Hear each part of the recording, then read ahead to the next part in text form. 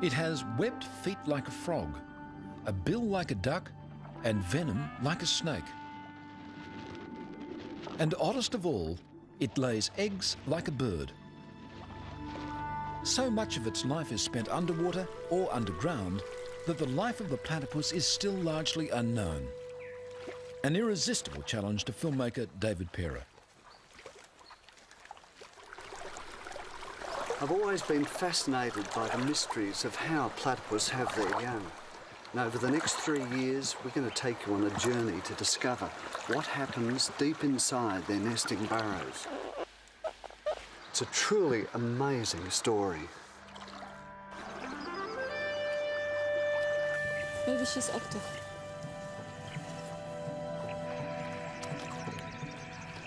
By tracking its daily life, researchers will help Parer reveal the most intimate moments in the life of what is surely the strangest animal on Earth.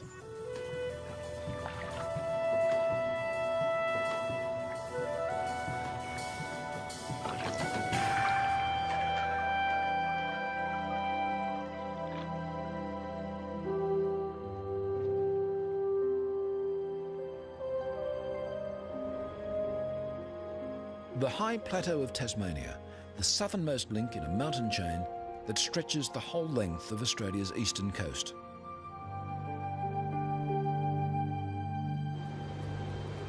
When the winter blizzards blow in from the Southern Ocean, life here gets tough.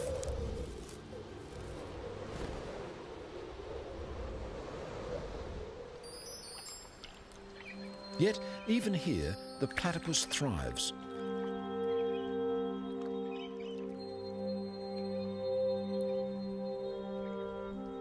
Its thick fur provides near-perfect insulation as it forages for a sparse living in the frozen tarns.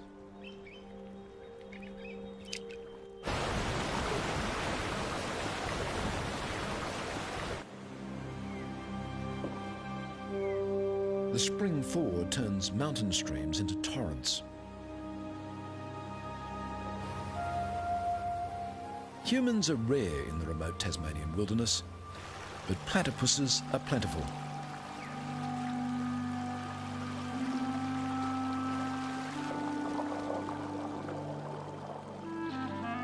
There's prey to catch with their probing bills under every rock, shrimps and worms, and the larvae of aquatic insects.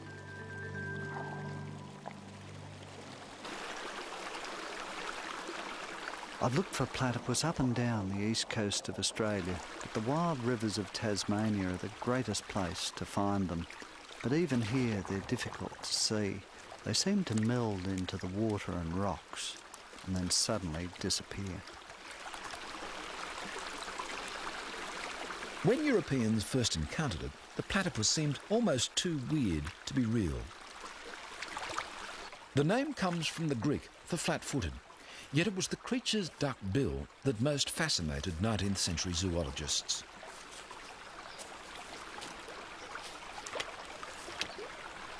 "200 years on, we're just beginning to understand what a remarkable instrument it is. In fact, there's a lot about this secretive animal that we're only finding out now. As the early naturalists discovered, the platypus is not an easy animal to study. Its burrows may run back into the banks for 30 metres. And they soon learned to be cautious. They found that the venomous spur of an angry male caused pain and swelling that lasted for weeks.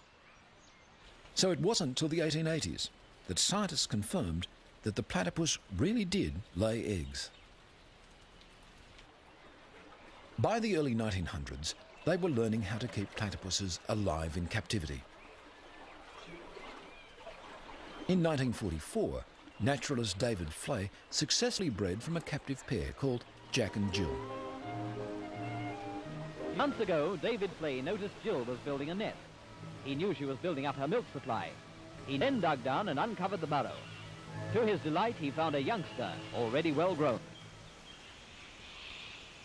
But this would be the only platypus born in captivity for 50 years. And even today, little is known about how they breed in the wild. A quiet valley in northern Tasmania, in the headwaters of the South Esk River.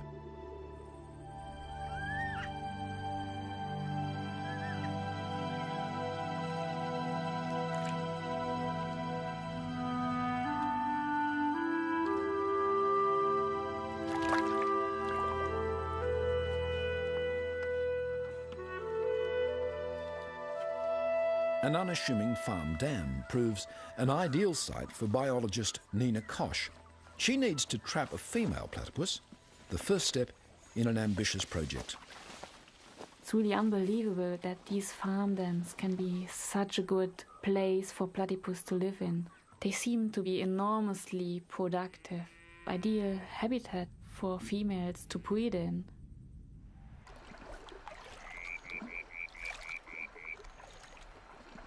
I heard about Nina's work in Tasmania and came over to join her.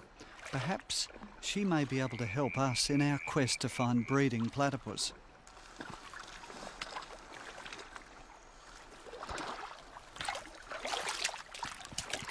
Nina has been fascinated by the platypus ever since she saw one on TV as a child.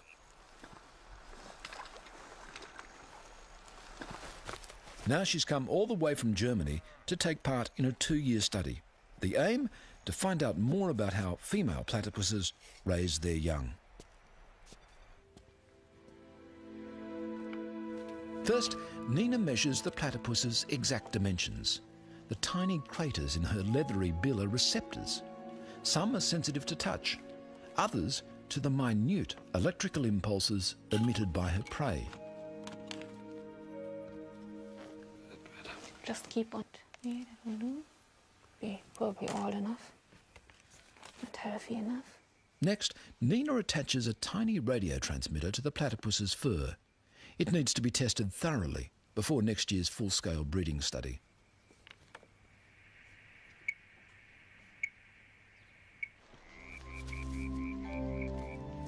Nina decides to call the female Shy, after a platypus character in a children's book.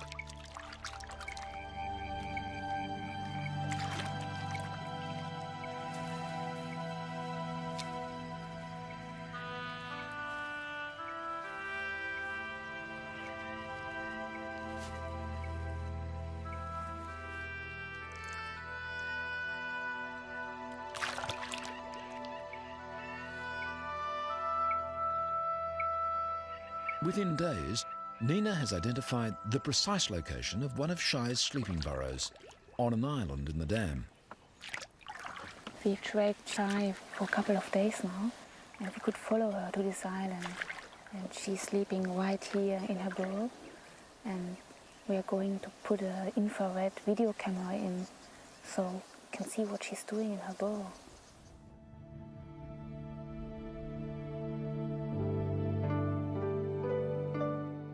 Just before dawn, Shy returns to sleep.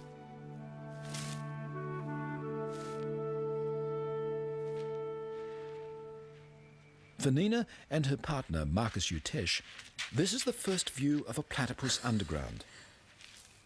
There she is. She's coming in. Next year, they'll try to get a camera inside the burrow of a breeding platypus. That is absolutely great. Wow. A few weeks later, Nina and Marcus find a baby platypus near the dam. It's only just emerged from the nest. Soon after, they find another, bigger youngster. This baby looked much more like an adult. It weighed 610 grams, so double the size of the one that we caught before.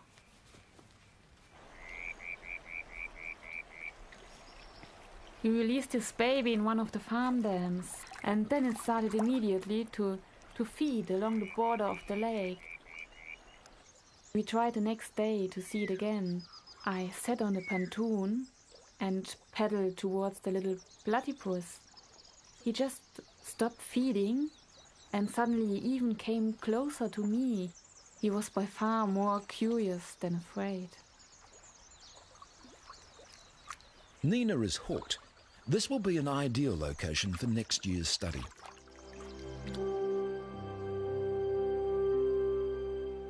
The only other animals on Earth that are even distantly related to the platypus are the echidnas. Like the platypus, the short-beaked echidna has looked much the same since the age of the dinosaurs.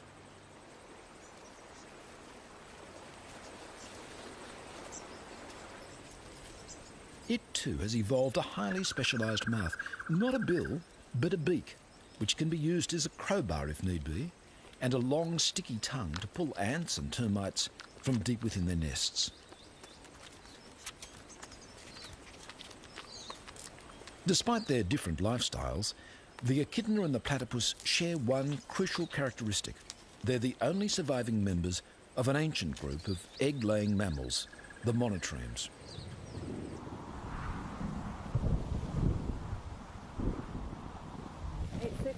That's pasta. Peggy Rismiller and Mike McKelvey have been tracking and studying echidnas for 15 years. What they've discovered about the echidna's breeding cycle may help David Pera in his pursuit of the platypus. That's Whisper. Up to a dozen echidnas at a time may be carrying transmitters. Okay. It's always worth seeing what Hari's doing. What Hari's doing is looking for a mate.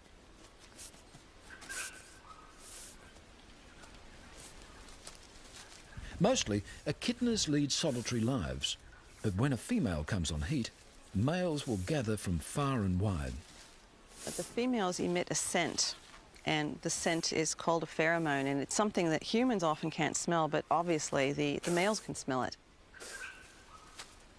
The pheromone, of course, would be able to go cross-country on wind and attract the males.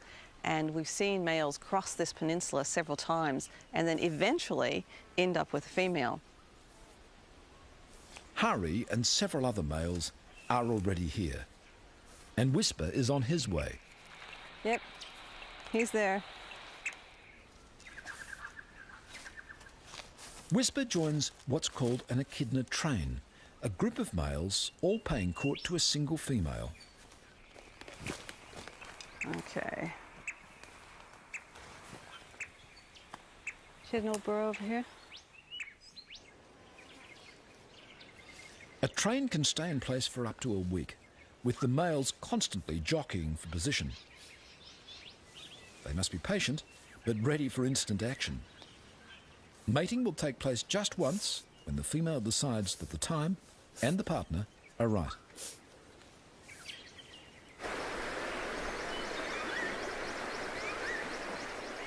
To try to capture the elusive courtship ritual of the platypus, David travels to the far north of Queensland.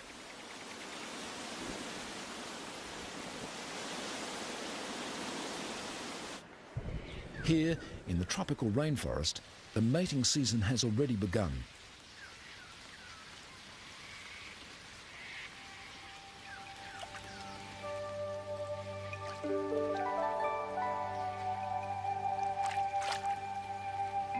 This female is feeding hard to ready herself for the rigours of motherhood. Every 40 seconds or so, she must surface to breathe.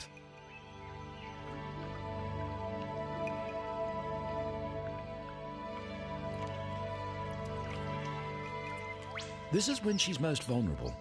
Eyes and ears are open wide, alert for danger. But as soon as she dives, she shuts them tight. Using only the sensors in her bill, she's built up a detailed mental map of her feeding ground.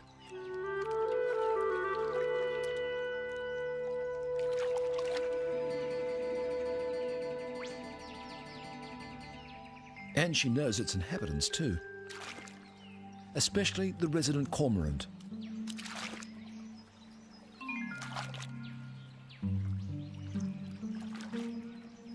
The white-faced heron minds its own business.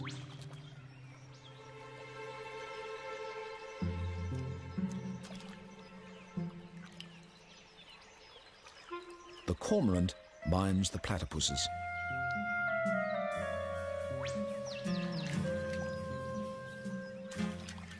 Each time the platypus dives, the cormorant follows, snapping up shrimp and small fish flushed out by the foraging platypus.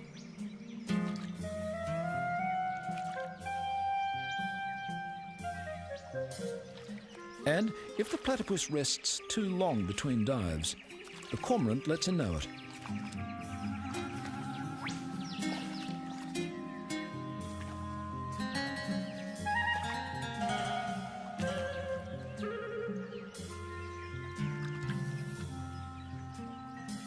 In this particular river system, almost every pool has several resident platypuses and a single cormorant ready to exploit them.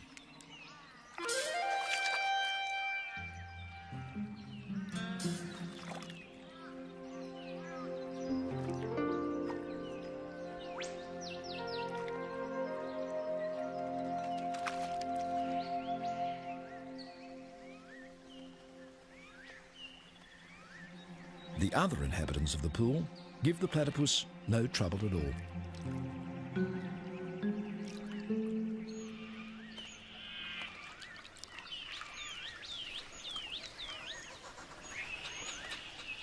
The azure kingfishers are peaceable neighbours too. They may occasionally snap up fish and shrimp she drives to the surface, but at least they don't harass her to dive for them.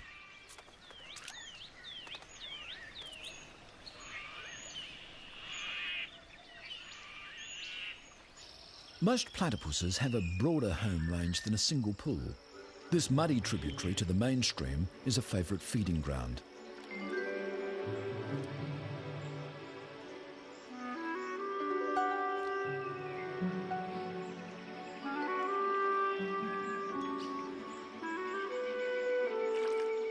Platypuses make their way up the creek at all hours of the day and night to feed.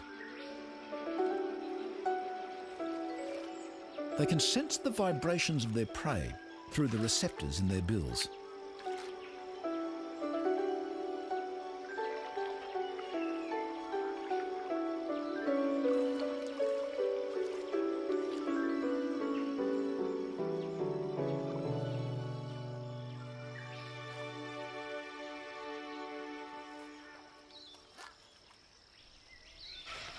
I've been here for about 3 months now and been desperately trying to find a place where the platypus are courting. I think we might be onto something here. This is firm flat.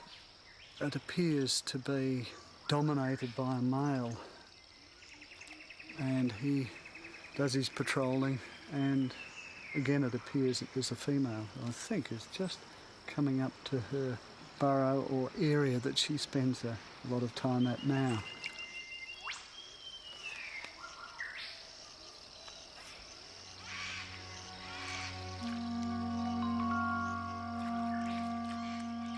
As the light begins to fade, the platypuses start to make their way further up the narrow creek. There's even better feeding where it runs through cleared farmland, but the platypuses will only venture there at night.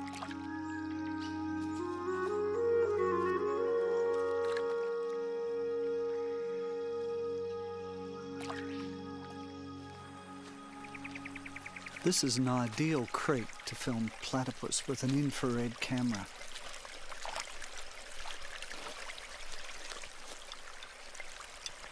I really like using infrared cameras because you can capture behaviours at night that no one's ever seen before.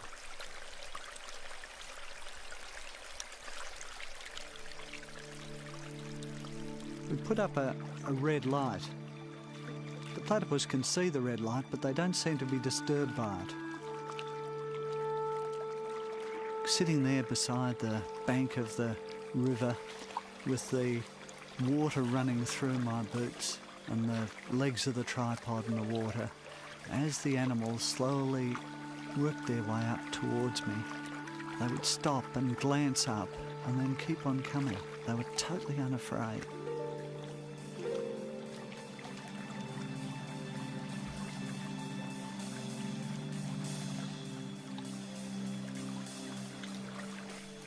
In the first hour after dark, 6 platypus passed me.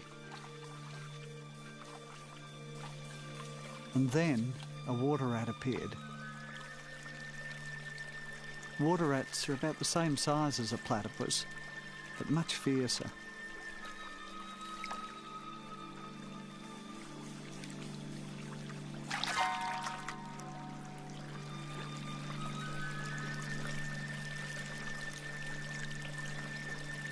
A few nights later, David Perra sets up his infrared equipment on a bridge overlooking the main river.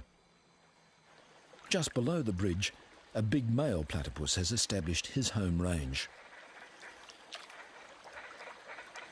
But tonight, he has a challenger from further up the river.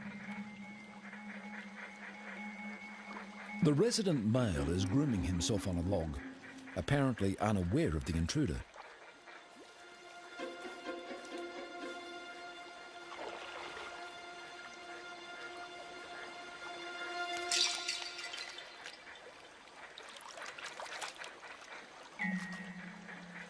Despite being caught by surprise, the resident male has won the encounter easily. He hasn't had to use his most damaging weapon. The poisonous spur on his hind leg is fed by a venom gland that in the breeding season reaches its maximum size. Day and night now, the big male patrols his home range.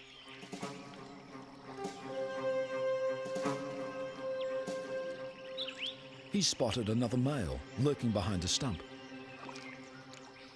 Without hesitation, he steams into battle.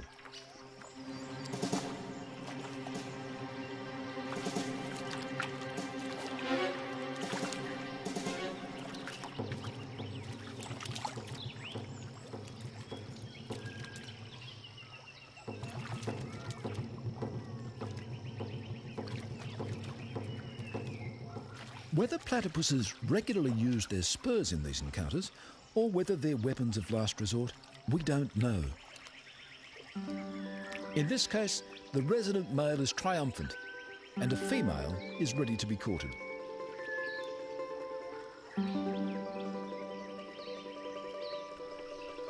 The male grasps the female's tail, and the courtship dance begins.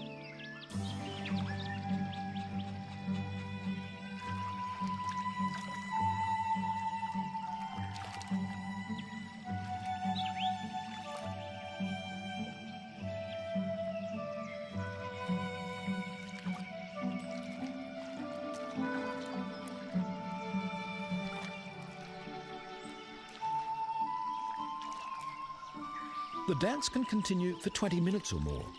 Whether the female is courted and mated by many males, or just one, is something else we don't know for sure.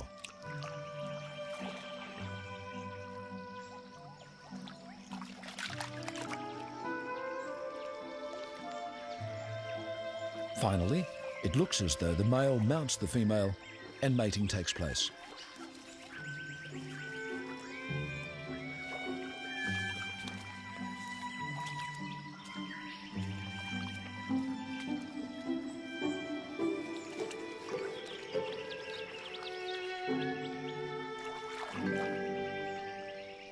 The bare patch on her tail may be a sign that she's been courted often in recent days. Now she's returning to her nesting burrow. 1 or 2 eggs, perhaps even 3, are on the way.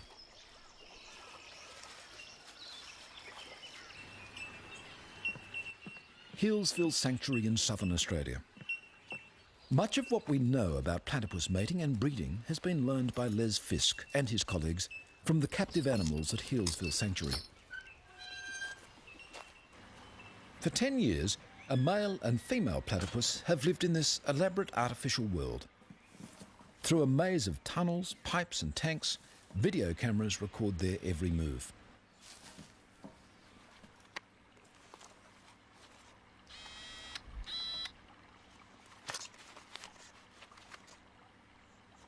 Two years ago, for the first time since David Flay's success in the 1940s, Fisk managed to breed platypuses in captivity.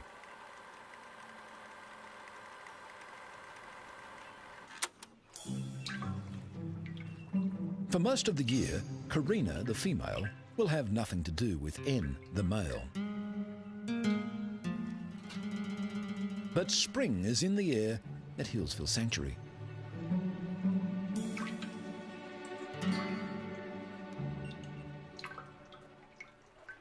David Perra has already been manning his remote cameras for 2 weeks. Today, finally, the preliminaries are over and the serious courtship has begun.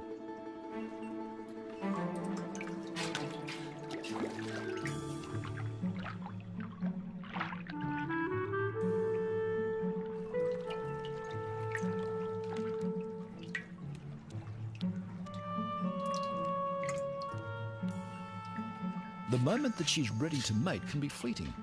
N is determined that he's the one who'll be around when that moment comes.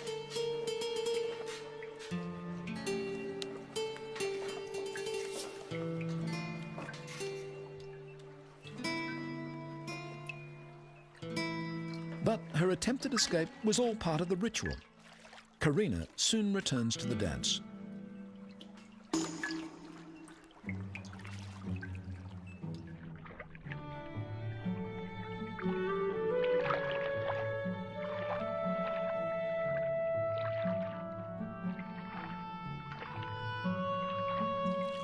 Two years ago, this couple successfully produced twins.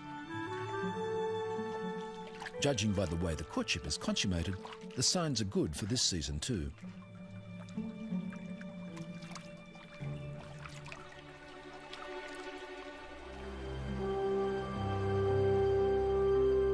Summer has come again to Tasmania, and its wild rivers are swollen with melting snow.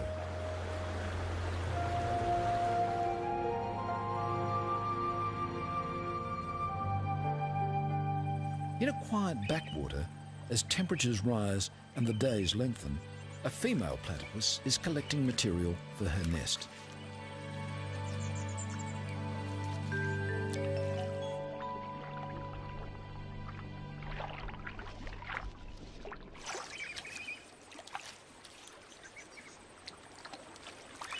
She takes leaves one by one in her bill and jams them under her tail.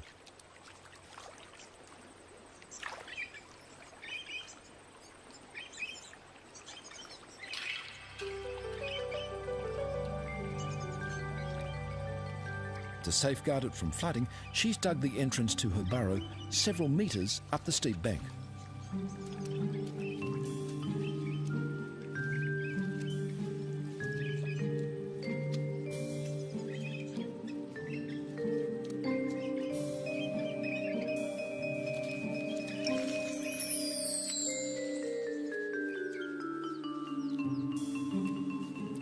Over the next few days, she'll make dozens of trips like this, until the nesting chamber at the end of her long burrow is lined with sticks and leaves.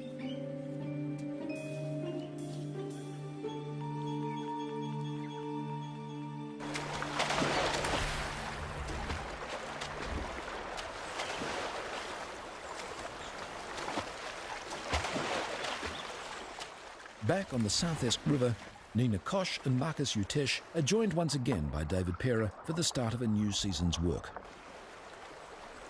In the early afternoon, we go down to the South Esk River and set up a series of nets. These nets were originally designed to catch eels, but they're also really good and safe for catching platypus as well. Ja, genau.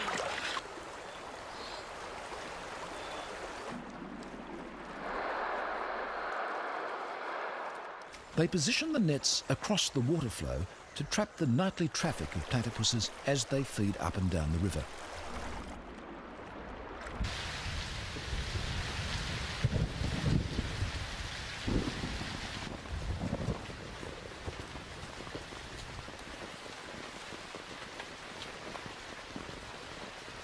In the late afternoon, the platypus come out of their burrows and start feeding. They're very good at avoiding nets because their sensitive bill can pick up the water flowing through the mesh. Many evade the nets, but eventually we catch one.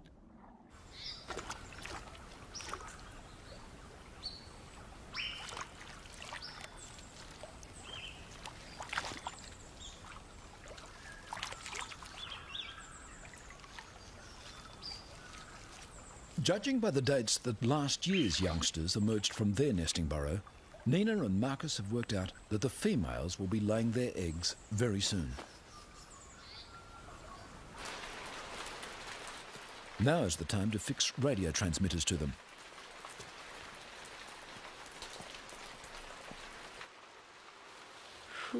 This one has a large bare patch on her tail, a sign that she's probably been courted intensively. The tail. Yeah, but on all the animals. This might be a mating mark. All the fur is away from the tail, surface. They discover that she's one of the females they trapped and tagged last year. In fact, it's their old friend, Shy. 80-17, that's Shy. Oh, we got Shy back. Welcome back. Great.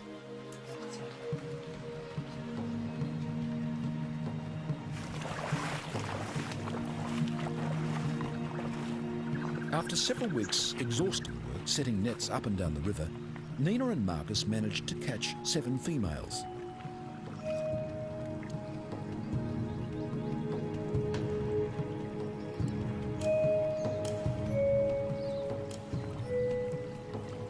Each one is fitted with a new transmitter and released back into the river exactly where she was caught.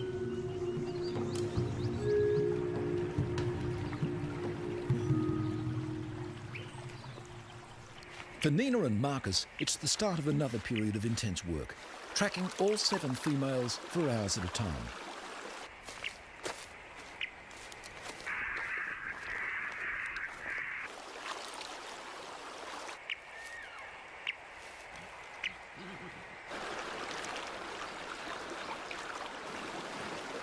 They find there's a wide variation in the platypus's behaviour.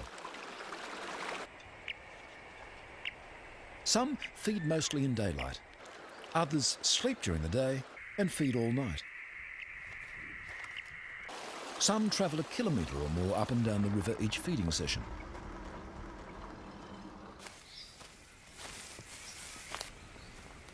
Others, including Shy, feed in one pool most of the time. Where's the strongest signal coming from? Downstream or? Nope. She must be sitting in there. Wow. Shy sleeps in the same burrow each day. Nina and Marcus want to pinpoint its exact location because there's a good chance it's where she's built a nest and is nursing her young.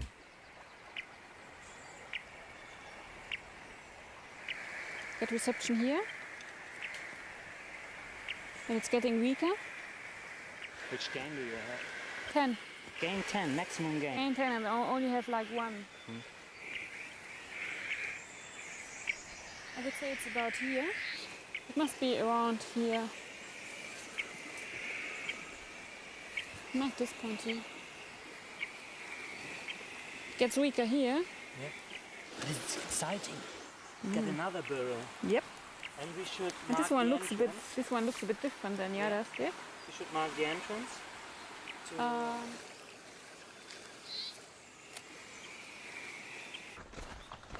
Meanwhile, Peggy Rismiller and Mike McKelvey are still keeping track of their echidnas. You think try again from here? Oh yeah, right towards that cypress. 3 weeks ago, this female was at the head of a mating train. She should by now have laid an egg.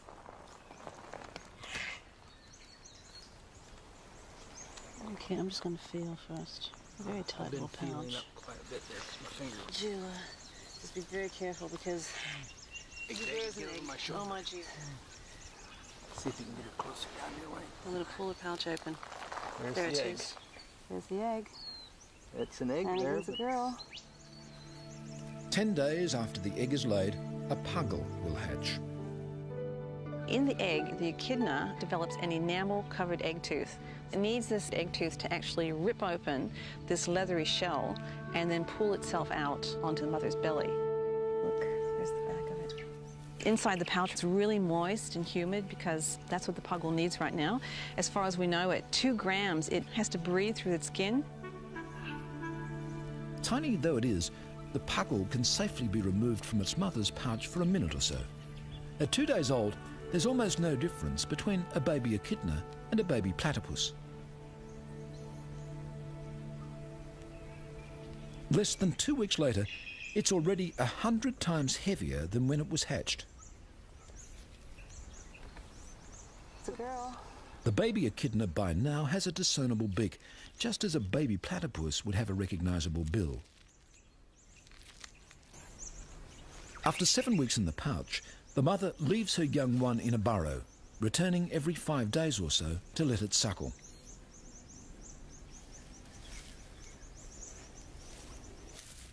Instead of nipples, the mother has specially adapted paws, clustered in patches on her tummy. As the baby suckles, the mother expresses the milk through her skin. It doesn't need its eyes. I think it's like all very small animals. They go on scent. And so the young is scenting where the milk patch is. At 6 months, the young one is almost ready for independence.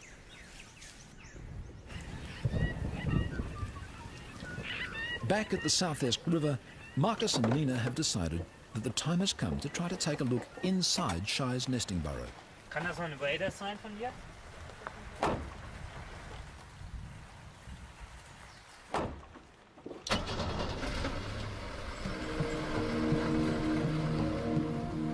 Shy has been feeding regularly for 16 hours in every 24, returning to the same burrow each day to sleep. They're sure she's nursing young.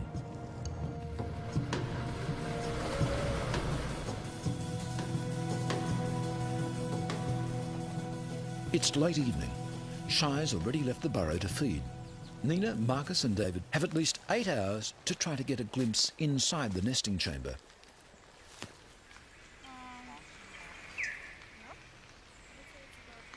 First, Marcus drills a hole carefully into the burrow roof. Frequent measurements over the past 2 weeks have told him exactly where and how deep to drill.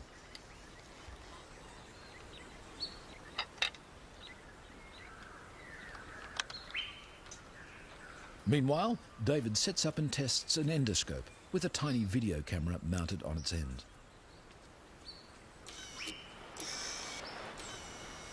So down is like that.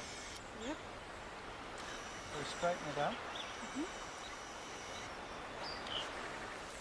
It was really exciting going down into the nest chamber for the first time.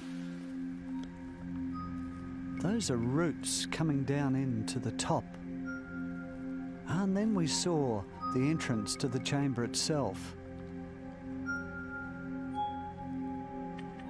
And the nest was a really complex structure. It was tightly woven leaves wrapped around with sticks and roots.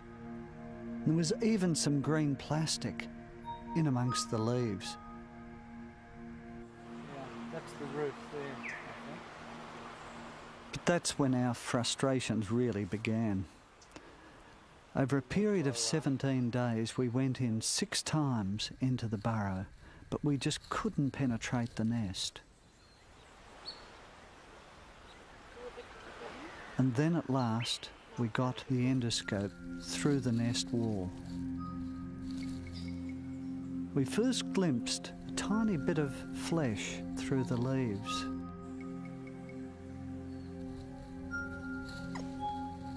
And then another period of frustration, half an hour trying to get a glimpse of the bill.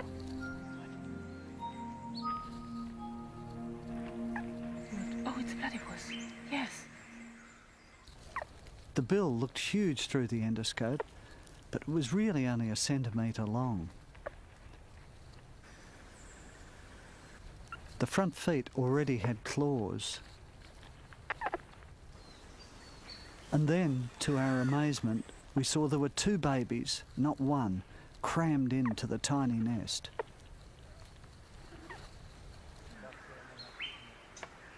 Thank you. 3 weeks later, we went into the burrow again, and we found them immediately. It's incredible. They'd grown enormously. Now they were covered in a thin layer of fur. There were even visitors inside the burrow. What is it? It's a tick. I think it was a tick. The ticks are only found on platypus, and already they're feeding on the blood of the young ones. Their bills are now large and very dark. We think the young are now about 6 or 7 weeks old.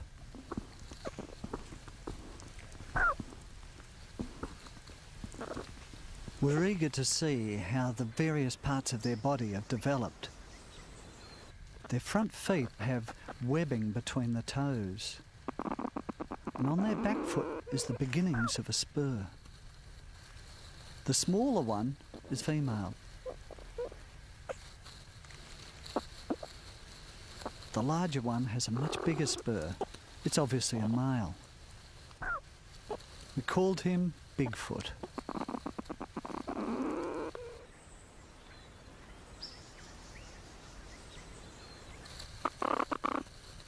The nostrils are huge. We think they're probably used to find the milk patches of the mother. And here, the smaller one is rubbing the tummy of the larger one, as if it's trying to suckle. It was a revealing 3 hours in the burrow.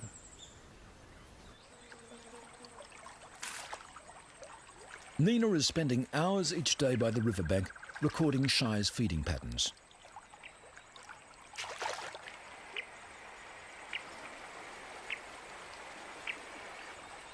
It's late summer on the South Esk, and vast numbers of insects are hatching from the river.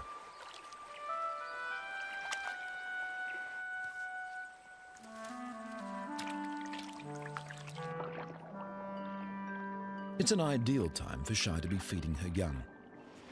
She's just feeding enormously. She spends 16 hours out in the river, and she just goes along the river, and wherever she is, just feeds. Unbelievable hungry little female.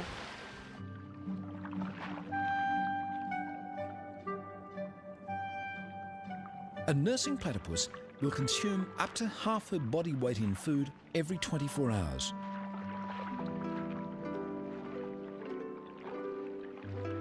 Most of it consists of tiny morsels, which she must somehow find and separate from the leaves, mud or gravel on the riverbed.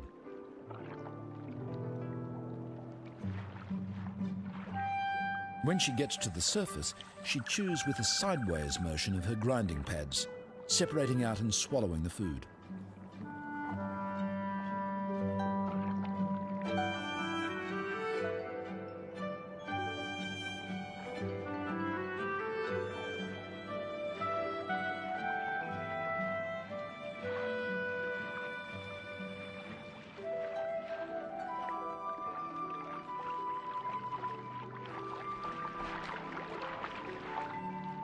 In a single feeding session, she may dive up to 1,000 times.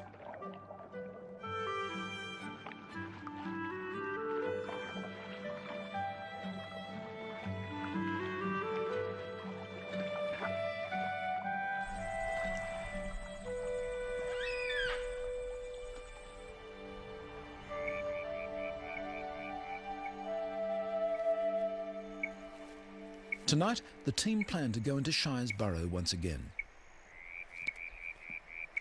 So, while Nina tracks Shy to make sure she's out feeding, the team drills a new hole into her nesting chamber.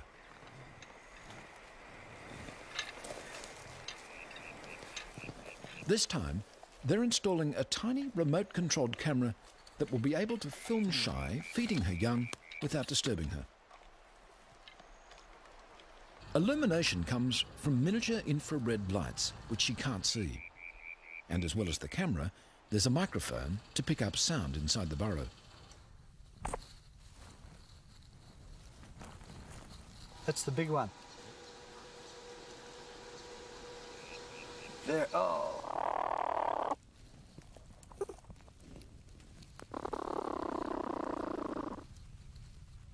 The babies are now about 13 weeks old. Their eyes are open, their bills are fully formed, and their coats have grown thick.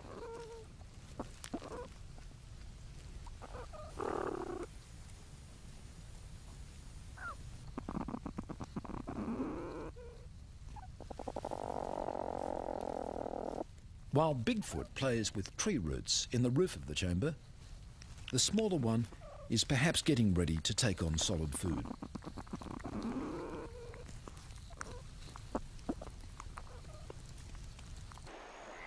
Nina warns that Shy is on her way back to the burrow.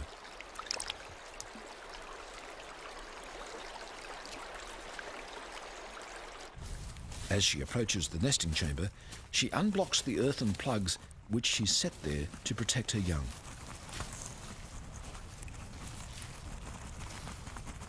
Then she's through into the chamber. Here we go.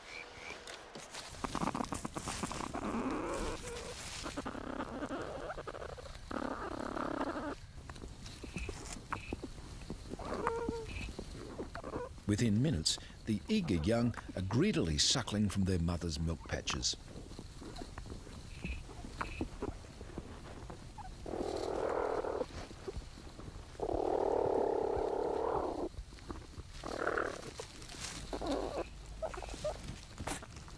But the team is about to see behaviour that no one has ever seen before.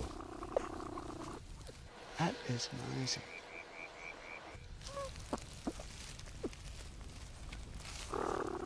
The young stopped suckling and then began to rub their mother's bill. Are they taking food from her? Perhaps getting a taste of those little animals that they themselves will be eating in the next few weeks? Or are they drinking her saliva? Maybe getting some of the bacteria that will strengthen their immune system.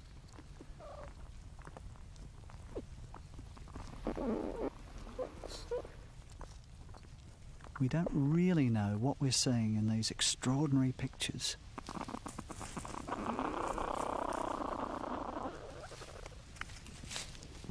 Soon, Shai has had enough. She busily rebuilds the nest around her young.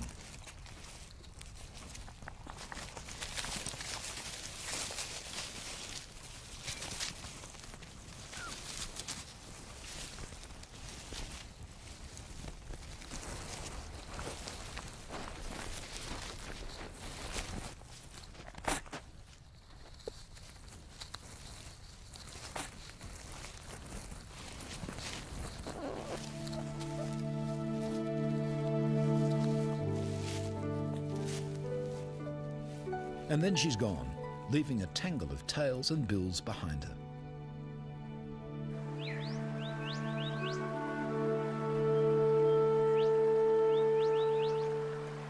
Ten days later, on watch as usual beside Shai's pool, Marcus and Nina spot one of the young platypuses in the water.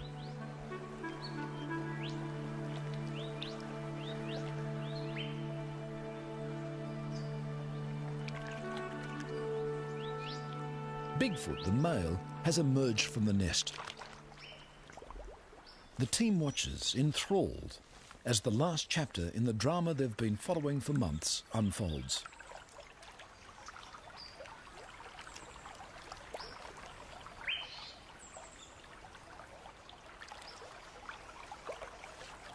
Bigfoot needs no tuition from his mother. Minutes after his emergence, he's swimming and foraging expertly along the bank.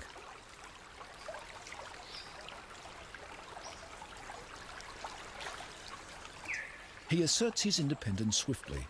Within a few weeks, he's travelling well upstream from his mother's pool. Soon, he'll have to leave this rich feeding ground. He's trespassing on the home range of older, larger males.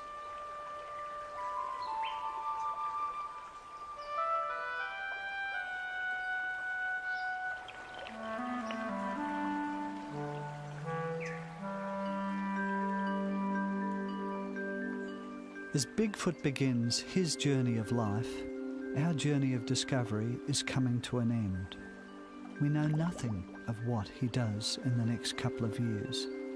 In fact, I feel that we've only just scratched the surface in understanding the platypus, one of the most mysterious animals on Earth.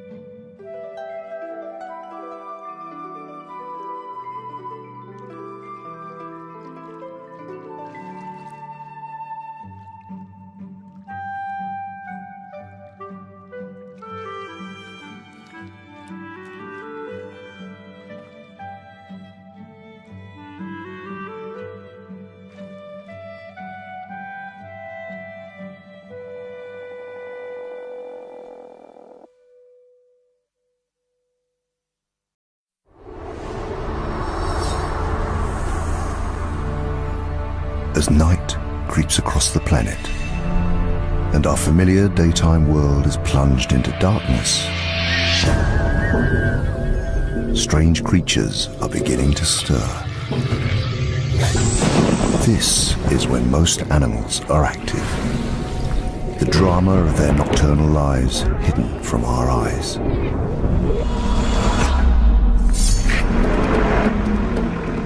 Now, a team of scientists and filmmakers is on an expedition to the remotest parts of South America. Whoa! What is that? Armed with specialist technology, they will attempt to discover the secrets of the night. Holy... I'm getting it. She's hunting. It's a journey into the unknown. I shouldn't really be out here alone.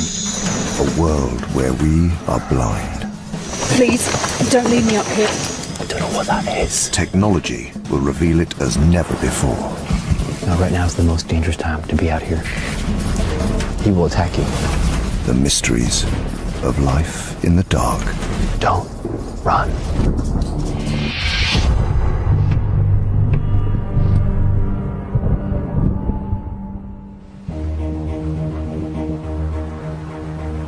Over 6 months, the expedition is traveling the length of Central and South America, from the pristine rainforests of the north to the darkest heart of the Amazon jungle. They've been using their new technology to illuminate a world hidden from human eyes. Now, on the final leg of their journey, they have come to solve more nocturnal mysteries in a new and very different environment. The southern tip of South America, Patagonia.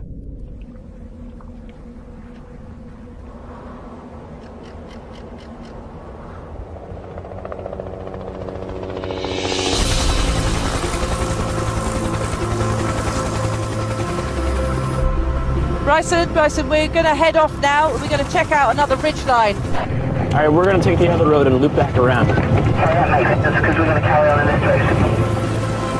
Heading up the team of wildlife experts is biologist Dr. George McGavin. We've come to the Torres del Paine National Park, right at the southern tip of the Andes, and we've come here to look for the largest ranging land carnivore in all the Americas, the puma. The puma is the top predator here. They're a crucial part of the mountain ecosystem, but their behavior has been little studied. We're pretty sure we know what they do during the day. They sleep. But what a puma does after dark is a black book. There is a higher concentration of pumas here than anywhere else on Earth. The team will use their specialist cameras to build a more complete picture of their lives.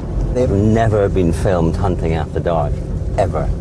If we can do that, that will be the holy grail of puma ecology. Their first challenge is to find a puma. That means splitting up and searching by day for possible lairs. 3 miles from George, nighttime camera specialist Justine Evans scans from the air. So it's huge, huge area. And there's a series of ridges and valleys, lots of lakes, endless little rocky outcrops where pumas could hide away.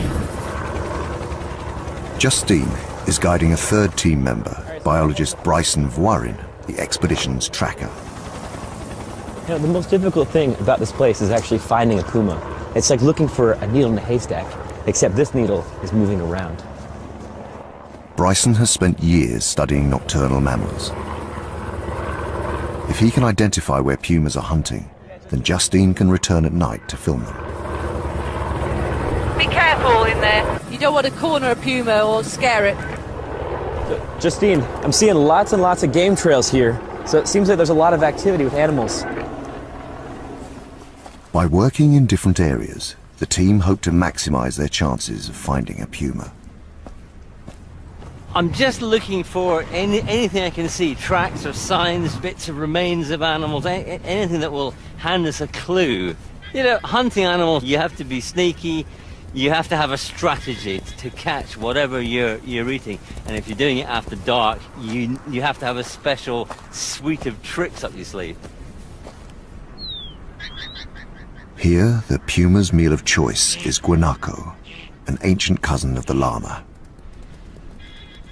They are constantly alert, almost impossible to hunt by day, but at night they are vulnerable. Ooh, wait.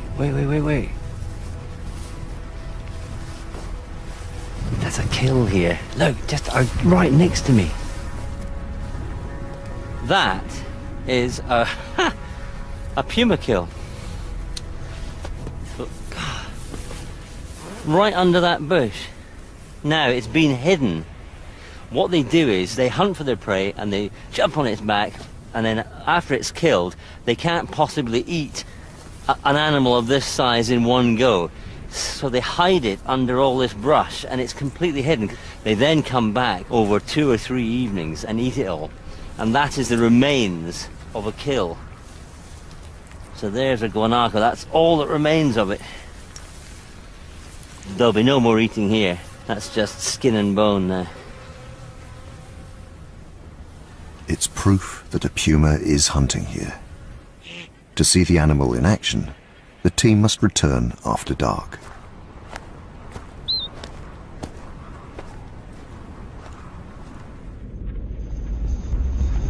"300 miles south in the Magellan Strait, a second part of the expedition is underway.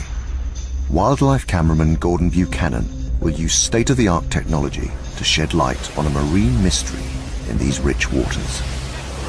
It's probably one of the most treacherous bodies of water in the world, but it is also one of the most unique marine environments. And the reason being, we've got the Atlantic and the Pacific coming together right at this point, and what that leads to is a biodiversity on an epic scale.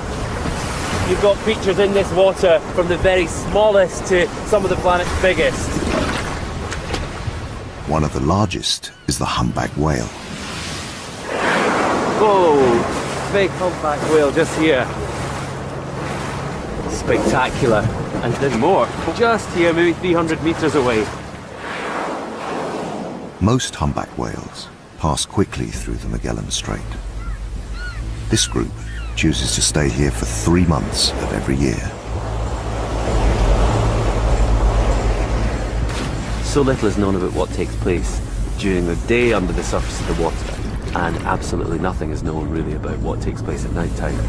Gordon hopes to solve a puzzle that has mystified the scientists that study these whales. They can hear them coming close to shore at night, but can't see what they're doing. Gosh, look at that! Gordon's specialist equipment could give them the answer.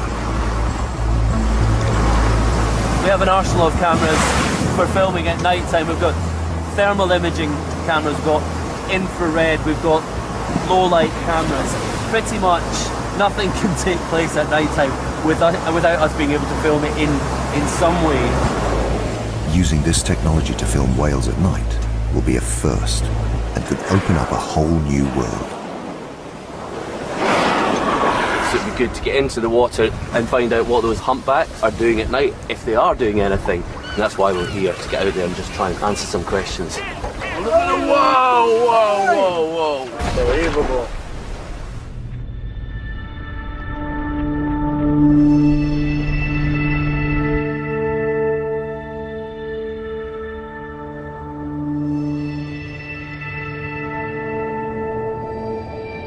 As daylight fades, 300 miles north, the Puma team has split to search the area where George found a kill. This is the time that the pumas are just waking up, going around looking for dinner. It's a really good time to see them walking along the hillsides or in the valleys. Tonight we've got all 3 teams out in separate vehicles and driving all the tracks. We're just throwing everything at it tonight, getting everyone out there. It's a large area. We need to spread out as far as we can and to use a variety of strategies if we're to see anything good.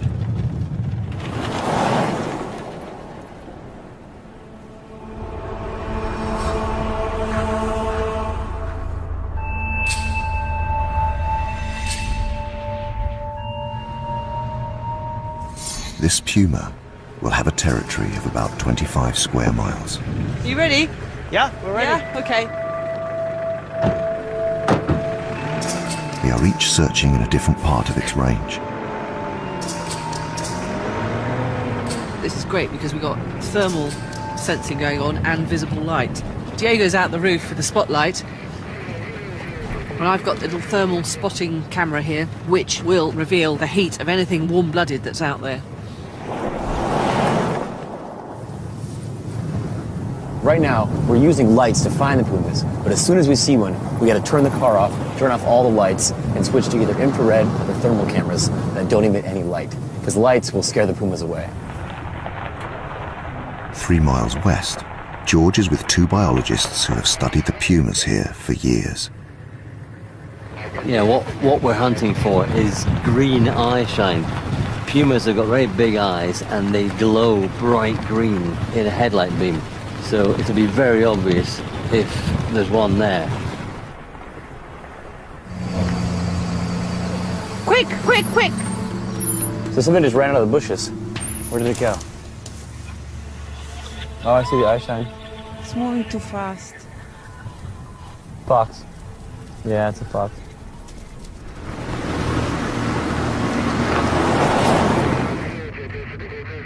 While Bryson and Justine continue their search, George leaves the safety of his vehicle to check out a ridge above the road with a military spotting scope.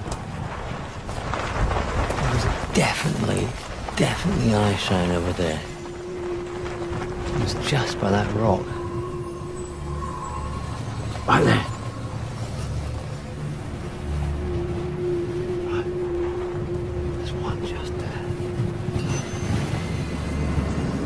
Yeah, it's just on the hillside, just halfway up the slope. Well, it isn't a very clear sighting. I just saw eye shine. It didn't look very green. It looked greenish, but it definitely wasn't a guanaco eye shine, and it was just over there. If it is a puma, then I'm right on the top of this ridge. I mean, it's obvious he'll go. The animal heads down towards the road. George radios biologist Rodrigo, waiting in the vehicle below. I just thought I saw a moving spot on a slight slope just southwest of you. Okay, perfect.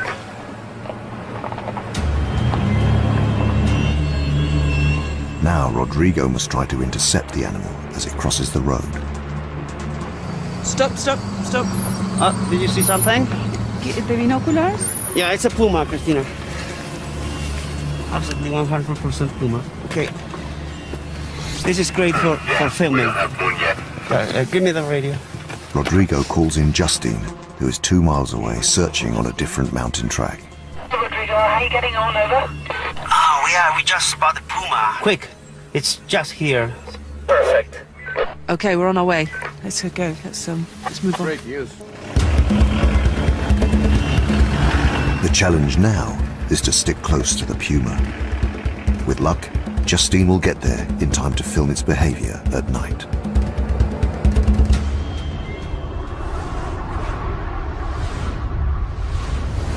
In the Magellan Strait, Gordon is hoping to solve the mystery of what brings a pod of humpback whales so close to shore at night. There's so much about these animals that we don't know, so much about them that we'll never know.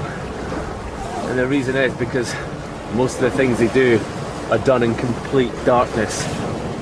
Gordon is relying on his thermal camera to see in total darkness, but there's no guarantee his technology will even detect the whales. This has never been attempted before. We're answering some questions, we're learning new stuff, and we're only able to do this because of the technology that we're using. This camera, it's a thermal camera, so it sees heat sources.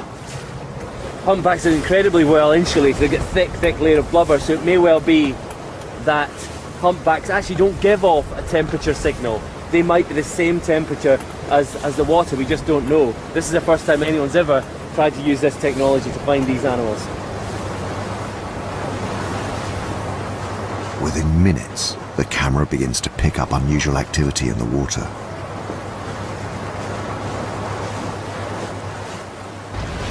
Oh, there you go, you can actually see Whoa, you can see its tail splashing in the water there. That's interesting. There's this huge cloud of white vapour, and the reason it's white is because it's hot. It's hot breath being expelled from these huge lungs, and it shows up much, much warmer than the ambient water. Now, you see that? Oh, great! Huge tail splashes with clouds of water coming up from the surface, not just from it slapping its tail, but from its blowhole as well. We come out looking for behaviour, and this is not at all what I expected to see. From this distance, Gordon can only speculate what the whales are doing. Maybe a way in lower light conditions for whales to communicate to each other, let them know precisely where they are. That sound, that huge thunderous sound of the tail slapping on the surface of the water, will carry literally for miles. But they also do it to stun fish. They'll swim through a shoal and then they'll give a huge tail slap, literally stunning the life out of the fish, and then they swim back round, hoover them up. This is spectacular. Humpbacks need to eat 1.5 tons of food every 24 hours.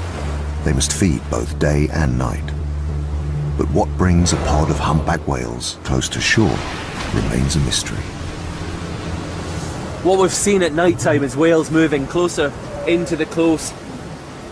What I'd love to do is get in to find out exactly what they're doing. Look at that! Oh.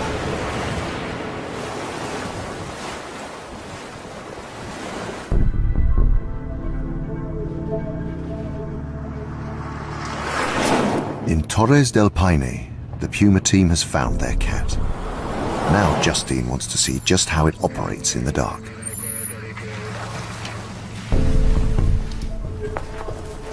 Hiya, hello. Where's the Puma then? No, the Puma was... Upwind and high above her position, a herd of guanaco are oblivious to the Puma's presence. Yeah, this is a good scenario. Got loads of guanacos over there.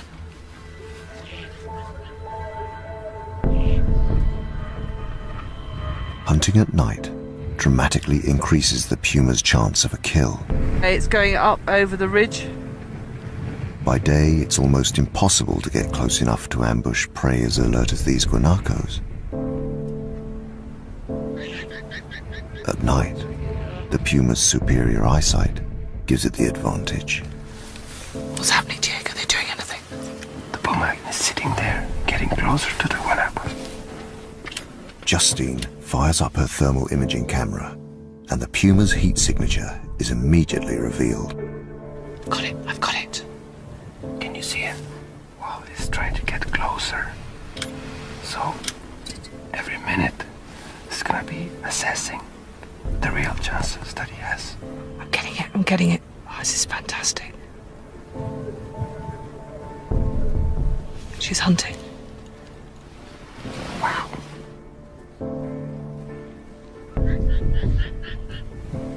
He's putting each paw down really carefully. The darkness here is almost total, yet the Puma is utterly focused on its prey more than 30 meters away.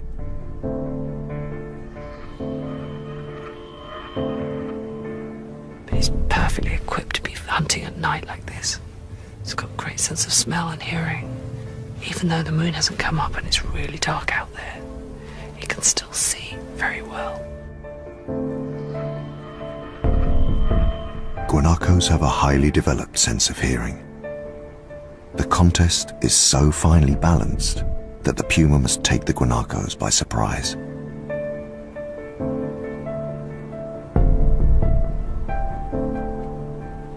It's in full hunt mode. It's an amazing sign. Yeah, it's waiting for the moment, for the right moment, but any mistake, and it's gone. So this is an absolute gem of a situation. As long as I don't cock it up and the Puma doesn't cock it up.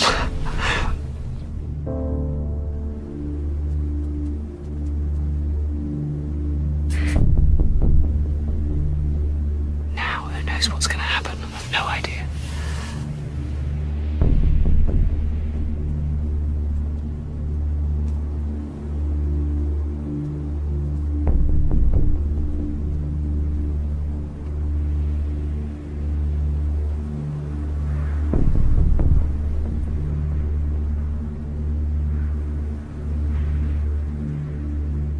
puma is about to make its move.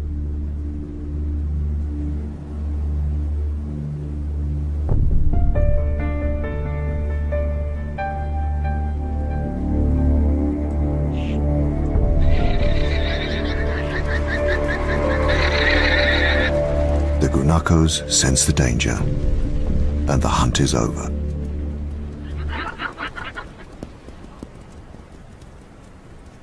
That was such a shame. It looked like he had got everything right, and suddenly, bang, they were all going. It makes you realize just how hard it is for a puma to hunt.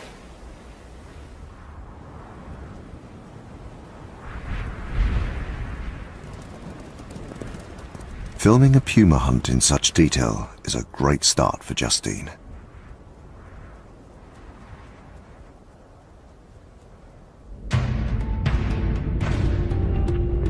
George is traveling 2,000 miles north to solve another mystery.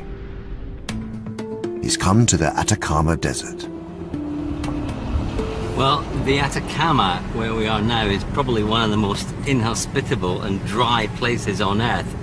There are parts of the land here that have never had rain ever in recorded history. I mean, it's that dry. Almost nothing can survive here, but one nocturnal mammal is thriving, and George wants to know why.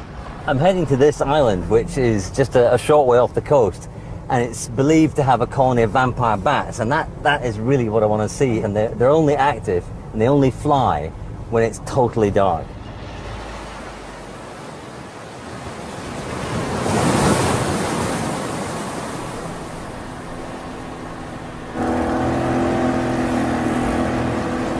Whoa, dolphin, look at that.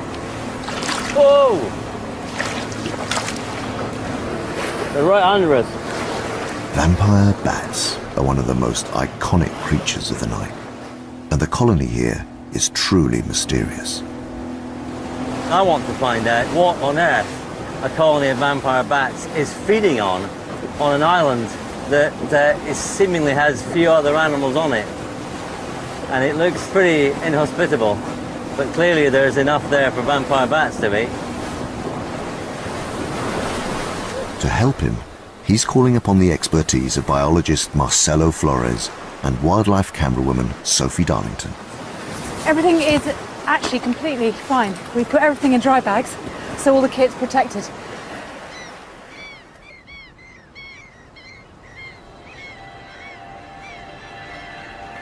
This is a hostile landscape littered with boulders and coated with guano, or bird excrement. I've never been anywhere like this before. It's just the overpowering stench, which is just everywhere.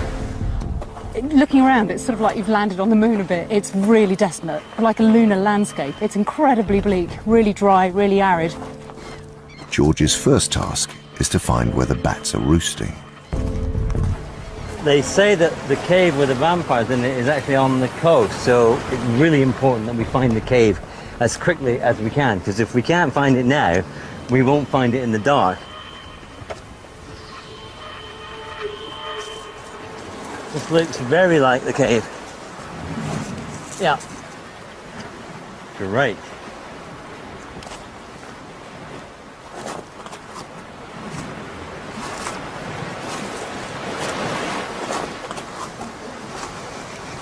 Smell is very different. That's not guano smell, that's something else. That's not nice.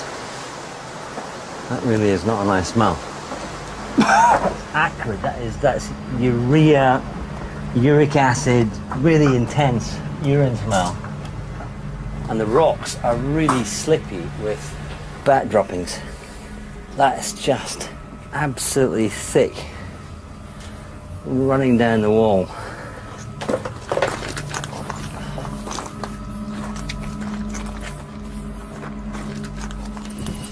Oh yeah, there's one. It just flew back. Two. Oh yeah. There's about 8 vampire bats just looking straight at me. 9, 10. Oh, there's more up there. This is the first time I've ever seen a vampire bat, and it's, what, 6 feet away from me? That is amazing. Oh. These tiny bloodsuckers don't use their eyes to find their victims. Their eyesight is fairly good, their hearing is good, they can echolocate, they have infrared pits around their face which that they can sense the really hot part of the animal where the blood flow is highest, and they have teeth that are just razor sharp, and they just hack off a flap of skin, and as the blood wells into it they just suck it up with their tongue, and they have a little groove on their lip here which they press against the wound. And of course they introduce anticoagulants into the bite so that the saliva, it makes the blood flow, just flow and flow and flow. There's no doubting the vampire bat's supreme ability to locate mammals and extract their blood. What's eluded biologists is why this colony chooses to live here. What are they eating? What animal are they extracting the blood from? That's what I want to know. I think the only way that we're going to find out is if we can catch one and glue a little tracker on its back and track it to where it's eating, and then we should be able to film exactly what animal it's feeding on. The problem is how to catch a bat, as they are roosting out of reach. George must return at dusk to net one as it leaves the cave to feed.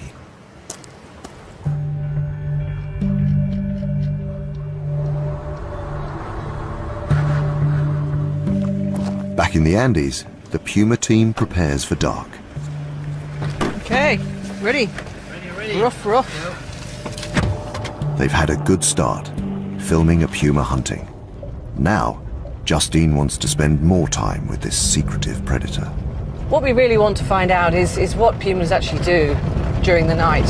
And that is when they do everything that pumas get up to. And we're going to need quite a lot of luck. But we're hoping to see some unique behavior.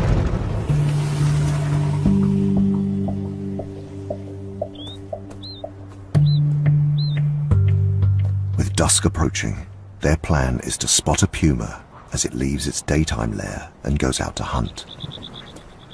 Bryson has already picked up a trail. Oh, look. Fresh tracks. Right here. There's another one right there. Look at that. Wow. That's a good one. Here's a nice paw print right here. It's big, but it's not huge. You know, a full-grown adult would be a bit bigger, about the size of the middle of my hand. So it's a teenager. He's been walking right here. And that's a pretty good span between footprints. Yeah. He's a pretty good size, though. He's not little.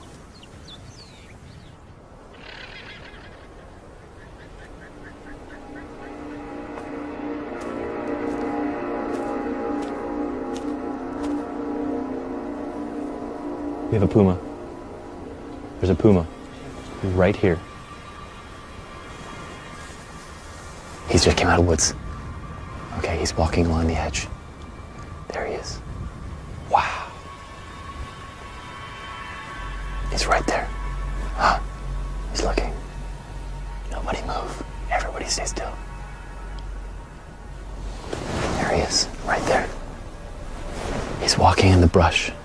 What's amazing is he's not making any sound at all. I can't hear him at all. God. I mean, he's an absolute silent hunter. Pumas are at their most dangerous when they haven't eaten for several days. He's hungry and he's looking for a meal. So I really got to be careful right now. The last thing I need to do is act like a prey animal. Under no circumstances can I run. That's the worst thing to do. The thing is, you don't hear a puma coming. If you're lucky, you see it. Should it choose to, this puma is more than capable of killing a fully grown man. Don't run. Don't run. He will attack you. He's just staring.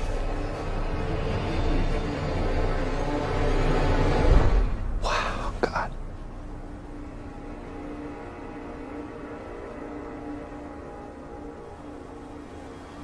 You know, this is the top predator. And to be able to watch him walk out of the woods, look right at me, and not care at all.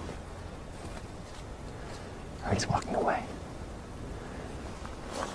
That is the most elegant predator I've ever seen. What an incredible animal. God. No, the dark doesn't belong to us. It belongs to the pumas. With hearing and smell and vision like his, he really is the king of the dark. The team have a cat in their sights. This is the opportunity they have been waiting for. So I'm gonna radio Justine, see if she can get him on a thermal camera. Justine, this is Bryson. Come in. Hi, Bryson. Can you hear me? Over. We just found a puma. We're on our way to you. Over.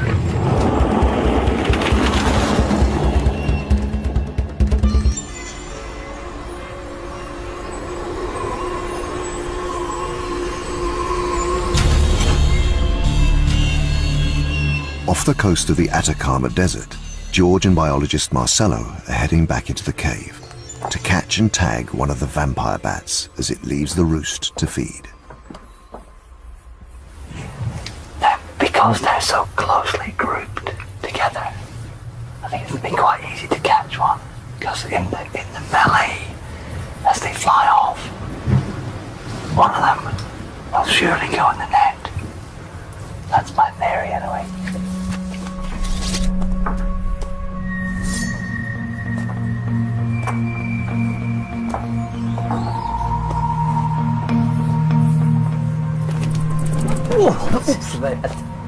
Took my head off that one.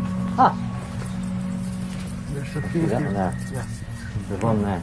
Yeah, and another one flew behind you.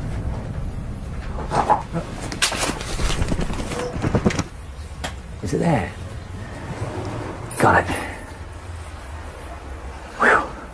These bats carry diseases including rabies. George and Marcelo must take care when handling them. Oh, they're very strong, aren't they? Yeah. You grab it? Yeah. You have it? Yeah. Okay. This way. Okay. What an absolute beauty. Now, we'll glue it on the back, yeah? Back there. Mm-hmm. The miniature radio transmitter is carefully glued onto the bat's back. Press it in, that's it, lovely. Okay, and that should be it.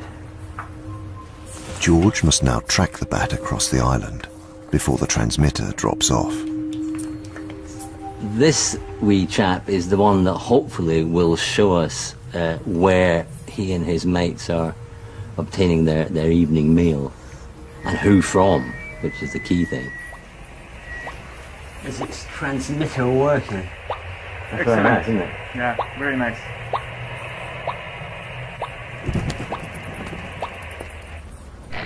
Yeah, I can hear you good. I just found I think... Justine and Rodrigo are on the trail of Bryson's puma. Right here.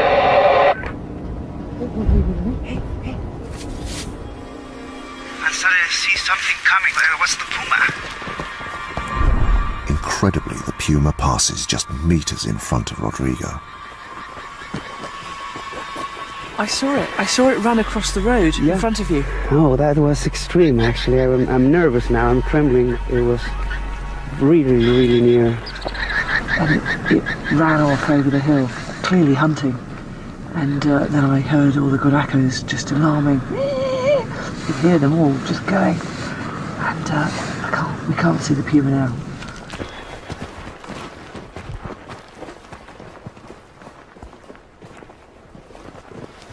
Yeah, you should go very slowly. Maybe we should go around. Yeah. Pumas are ambush predators, with proportionally the longest back legs of any big cat. They can leap 10 meters through the air and bring down prey with a single bite to the neck. Wow, we are so near. Oh, there's the puma. Turn around, look. Turn around. I can see I saw eyes shine just then. Yeah? Yeah. There. By the time they find the puma, Just there. it's clear he's been successful. I think he might have food in there. He's pulling at something. Pretty sure there was a kill here. Yeah, he's pulling at something. See the head going up and down?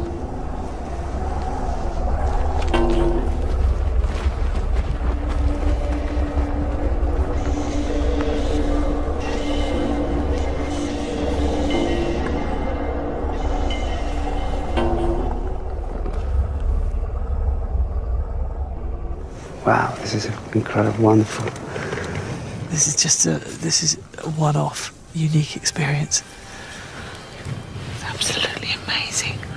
We are right next to a puma on a kill, literally meters away, and we are so close we can just hear him crunching the bones, pulling at the meat. He's just completely absorbed in feeding, not bothered about us whatsoever. It's only been possible to capture these intimate moments of nocturnal behavior with Justine's specialist cameras. He's probably going for a snooze. Do you hear those sounds? Yeah. Calling the mum, calling for his mother.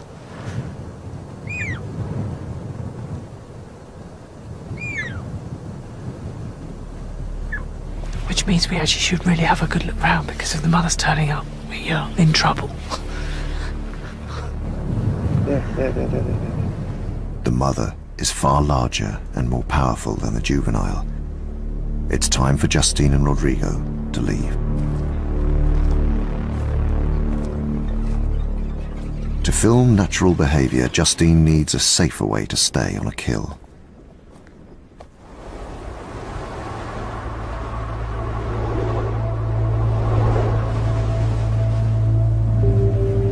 "2,000 miles south, Gordon is making progress. He's tracked a humpback whale right into the coastline. We've got a whale right here in against the shore. I heard a whale blowing right here. Just switched off the engine. See if we can hear it.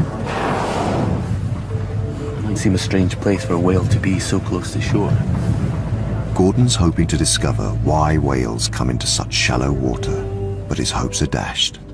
With a humpback so close to the boat, it's now too dangerous for him to get in. Going in with a 35-ton animal in there, it's a bit scary. It's dealing with a set of circumstances that it will never have seen before, and we just don't know how it's going to react, and we can't take that risk.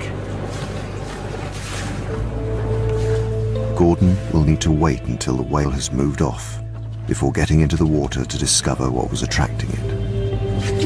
We should hear it blow if it's close. Can't see anything. I don't think there's anything out there. All right, let's do it. Finally, the decision to dive is made as the whale moves away from the shore. We're going to get into the water here. There was definitely a whale right in the place where we're intending to go. We think it's gone.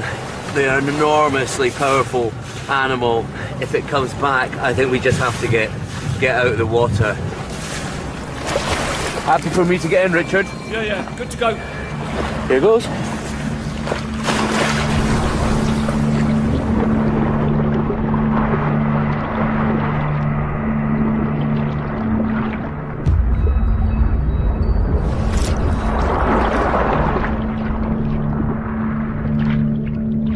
Even with his lights, Gordon can only see 10 meters in the gloom. It's a claustrophobic and disorientating environment.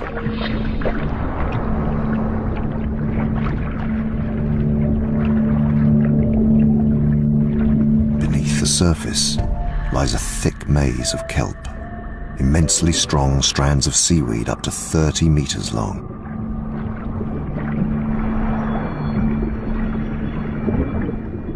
The closer to shore, the thicker it becomes.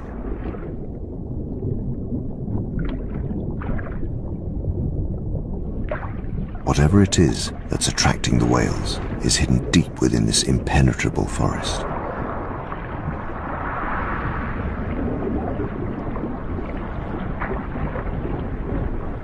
Like tentacles, the weed clings to anything it comes into contact with, ensnaring Gordon at every turn.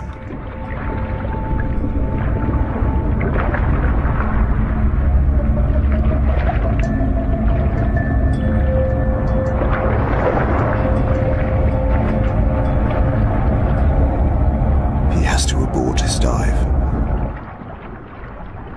If Gordon is to solve the whale mystery, he must find another way. I guessed when we got into the water at night time there was going to be some problems that we didn't foresee, and the big problem, the insurmountable problem, is this kelp. It's like Sleeping Beauty's forest. You can't get through it. It's impossible. You just get tangled up in it. Yeah. Far from a result.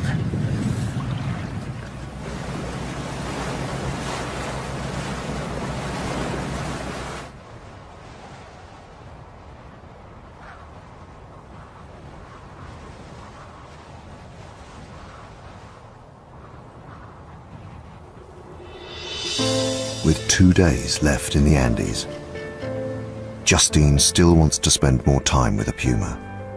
Her best chance is to stake out a kill. Condors circling high overhead are a hopeful sign.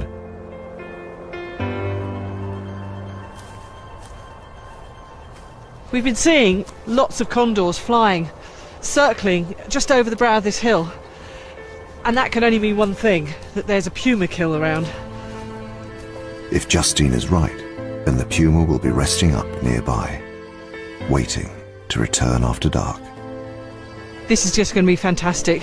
This is what I've been waiting for. I can stake it out. I can get the hide in, the camera on the tripod, and just sit quietly and hopefully observe some behaviour. So far we've been driving around on the tracks, and that's been very productive for actually sighting pumas. But I want to see some behaviour now, and I want to get to know the personality of this puma. In the next valley, Justine discovers the fresh remains of a juvenile guanaco. Look at that. That's a really fresh kill. See where it's been bitten into you around the neck, just beneath the jaw. And it's opened up the guts, but nothing's been taken from the legs or the chest. I mean, there's most of the meat still left on it. So this cat's going to want to come back here. Moving back to higher ground, Justine prepares for the puma's return. I mean, it's essential that I'm here and ready before it gets dark, because that's when the puma is going to be on the move. So I've got this rather alarming pop-up hide. But this is going to be it. This is going to be home for the next 12, 14 hours. I just have to have a bit of luck now.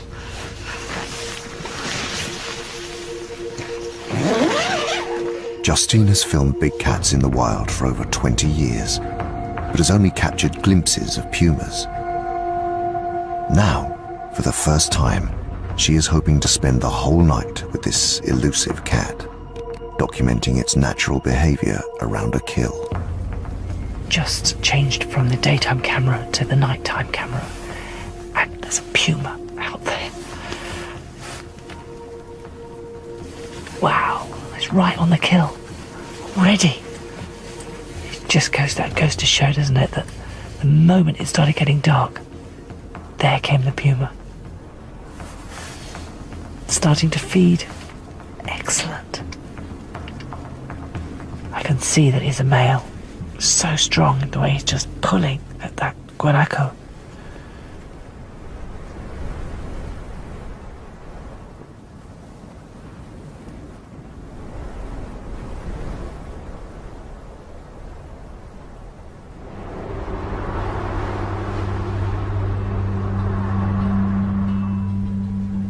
He's walking away. Ah, there he is. He's lying down.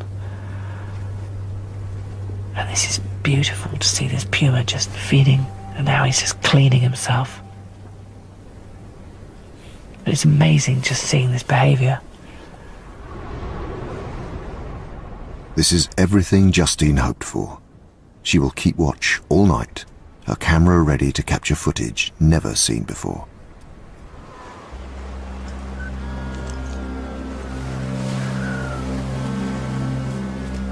Back off the coast of the Atacama Desert, the vampire bats have left their roost to begin a night of feeding.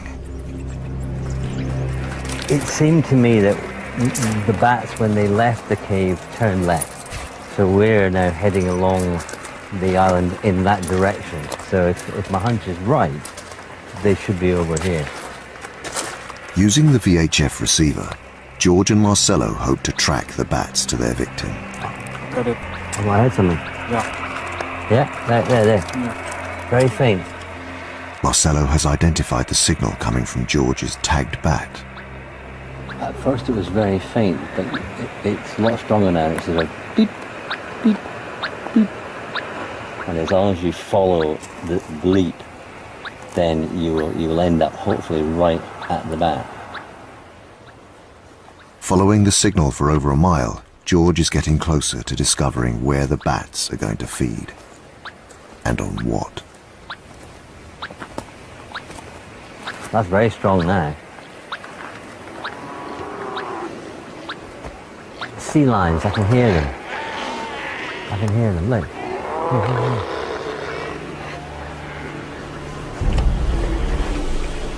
We may be one step closer to solving the mystery. Sea lions are a perfect food source for vampire bats. Now, George must get close enough to the colony to see them in action.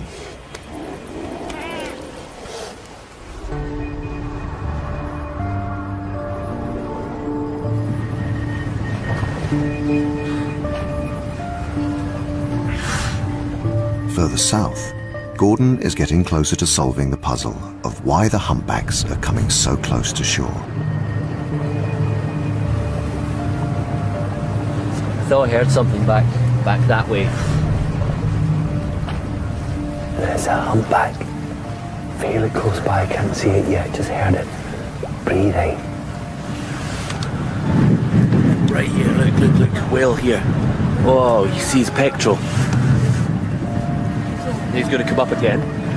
Got a humpback whale just in front of us, less than 25 meters away.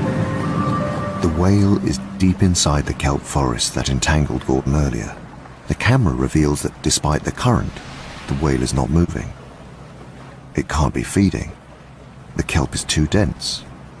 But the whale has deliberately chosen to be here. And Gordon has a theory why. What could be happening is that the humpback whales in this area go into the kelp to rest. You imagine the effort constantly trying to deal with these currents. To save that effort, they go in towards the shore and wrap themselves up in the kelp. Humpbacks are active day and night, expending vast amounts of energy, so they need to sleep. But for all whales, sleep is a challenge. Humpback whales never truly sleep. They shut down one half of their brain at a time. For a humpback whale, breathing is a conscious effort. They have to think about every single breath. For us, it's an automatic response. You hear that big puff? That humpback is saying, I have to breathe now. So they can't afford to go to sleep entirely. They close down one half of their brain, rest that half, wake up that half, shut down the other side, and that way they get a full night's sleep. Oh wow! Holy schmoly, look at that! Whoa! Incredible. By wrapping themselves in the kelp, this pod has found an ingenious way of conserving energy while they sleep.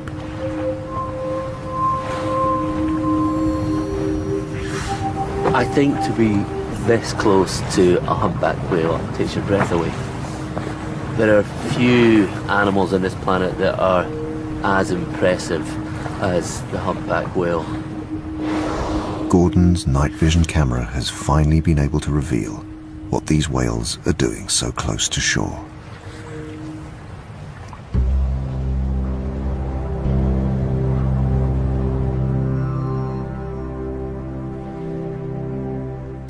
In the Andes, Justine has been watching the puma for 6 hours. Most nighttime encounters with these predators are fleeting. She's lucky to immerse herself in this cat's world. It's just wonderful using this camera. I've no lights on, just sitting here in the dark. So it's not disruptive at all. I think, are really going to see exactly what he wants to get up to with his kill. But for now, he's just having a snooze. Big cats spend much of their time sleeping. The puma only stirs as a storm front begins to move across the valley. It's gusting at extreme speeds, and I'm not sure whether this hide is just going to blow over. Oh my god. I swear that the tent's going to fall in. Oh, Puma's got up. What's he doing? Can't be hunting. He's still got a big kill there. Oh, he's chasing something. He's probably just trying to keep warm. That's great.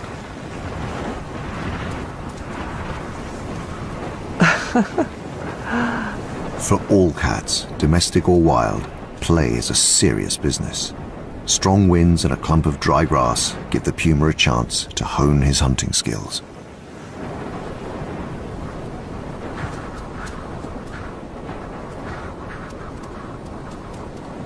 He's playing with it, just biffing it.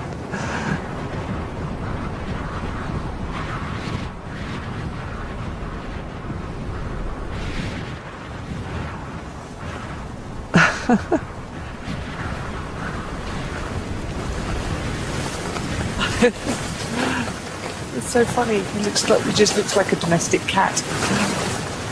It's like a secret little view on his life.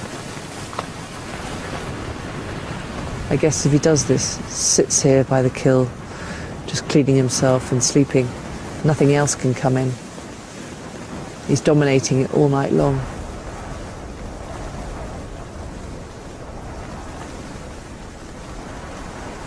This is the sort of amazing behaviour that I just wanted to see. Just the cat alone, blissfully unaware of it being filmed, doing what it does in the night. I just really feel I'm seeing the true side of the puma. Oh, that's wonderful. It's the perfect end to Justine's expedition. She's seen pumas hunting, feeding and playing, capturing unique footage of these beautiful animals and their nocturnal lives. In the Atacama Desert, George has called in wildlife camerawoman Sophie Darlington. Her thermal camera will be able to capture the vampire bats feeding. What we need to do to nail it is to see them feeding. That would be extraordinary. That's it. George has tracked them to a sea lion colony on the far side of the island. It could be a perfect source of blood for the bats. We're coming down here. It's going to be absolutely awesome. That would be incredible. Sophie's night vision cameras should provide the answer. Well, we're just waiting for the bats to arrive. We're almost set up now. So any minute now, the vampires will be flying. Soon after George and Sophie arrive, so do the bats, flitting close to them, attracted by their body heat. What do you got? Let's see. Come on. There's a big bull, and there's been a bat flying around, completely harassing him. Oh yeah, I can see it. Yeah. There's 2 of them now. 3. There's 3 of them. That was the bite. This is unbelievable. Look at it. It knew it was And there's there. one at the back. There's more right than there. one. The bats are all over them. All over them. They're following it. Look, there's a vampire bat. Look, it's just following it up behind it. Look at it. It's right on the back. It's just unbelievable. So they are feeding on sea lions. The bats employ a clever strategy when attempting to feed on an animal many times their size. They land close by and creep towards an area of flesh the creature will struggle to defend.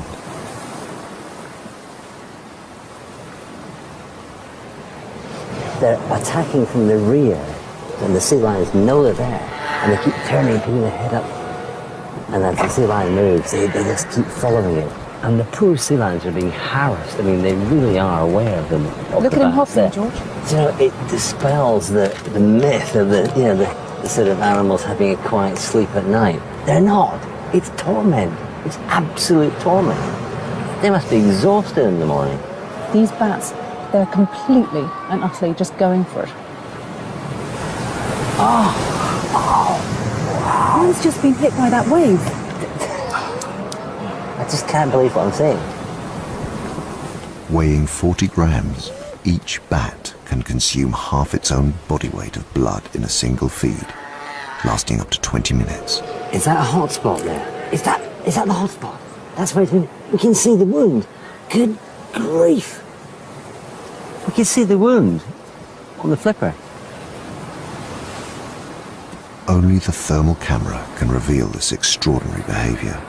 The bats are going into the rear end because that's where it's hottest, and you can really see that in a thermal camera. They're very, very bright, which means the blood's very close to the surface, so easy access for the bats and an easy meal, I'd reckon. To see the wound, the heat signature of the wound left by a vampire bat on the flipper of a sea lion in pitch darkness, that is truly awesome. It is the last of the team's mysteries solved. Now we know what's happening. That's why there's a permanent colony of vampire bats here, because there's a permanent colony of big, fat, blood-filled food bags for them.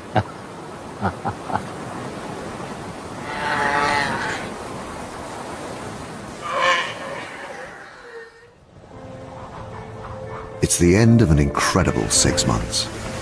The team have pushed themselves to the limit to capture unique footage of South America's nocturnal wildlife. We've seen new species. We've seen behaviours that haven't been seen by anybody before. Yes! Got it! Look at that. Using cutting-edge technology, they have uncovered natural behaviour never seen before. That's fantastic. There's a whole night shift. Animals going about their business, doing things that we just never see. Wow, she's hunting. They have witnessed dramas unfolding in total darkness. It's incredible. And started to unlock the secrets of a hidden and mysterious world. Daytime is a practical desert when it comes to animal activity. And I suppose we're just beginning to scratch the surface with new technology to reveal a little bit of what goes on when it's dark.